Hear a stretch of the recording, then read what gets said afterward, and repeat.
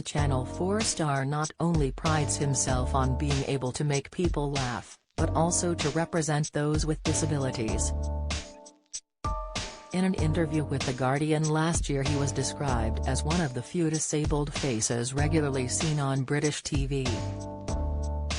After spending most of his childhood in Great Ormond Street Hospital, Alex himself says how proud he is to be one of the people who has broken through, bringing the reality of disabilities to light. In 2020, Alex fronted a BBC documentary called Alex Brooker, Disability and Me, which saw him revisit some of the key moments of his past. With the help of medical experts, he was able to overcome his mobility issues and own health concerns, and explored the wider meaning of what it was to be disabled in the UK. Alex was born with hand and arm deformities as well as a twisted right leg which had to be amputated when he was still a baby. Michael Parkinson health diagnosis came as a great shock, enduring 40 operations and adjusting to a prosthetic leg. His disability now makes up the majority of his comedy content. He explained in The Guardian, "Self-deprecating humor is a common form of comedy and it helps get the audience on side because you're being vulnerable. Being able to joke about my disability also gives me some control over it. My disability makes me emotional, but it also makes me laugh. The two are not mutually exclusive and I'm comfortable doing both. Joking about it can be a celebration of it, too." The 37-year-old also has a degree in journalism and has previously worked for the Liverpool Echo. Vitamin B12 deficiency, for uncomfortable symptoms occurring in hands, legs and feet, insight dementia, 3 lifestyle habits increasing risk, expert advice booster jabs for the over 50s put on hold, exclusive. Despite his achievements, a more emotional side to Alex revealed that he was terrified that his children would inherit his disability.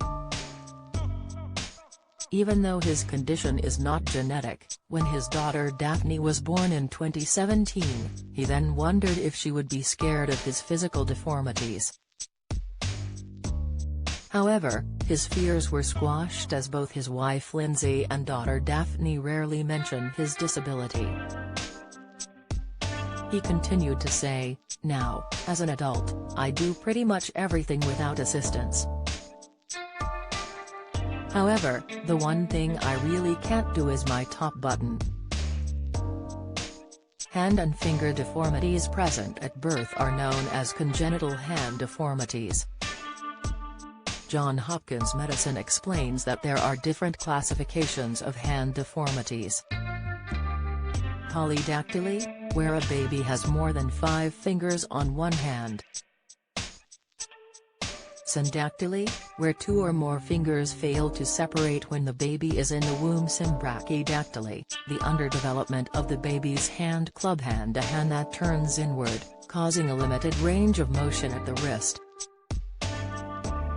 Amputations are often needed when there is a severe infection in the limb, when limbs develop gangrene or when the limb is deformed and has limited movement. Once the amputation is complete, the wound is sealed with stitches or surgical staples. Physical rehabilitation is the most important part of the recovery process. Although it can be a long and frustrating process, walking or using your limbs to the best of your abilities after the procedure is achievable. Alex Brooker, Disability and Me will air on Tuesday, August 31st at BBC 2 at 9 p.m. The show will then be available on BBC iPlayer.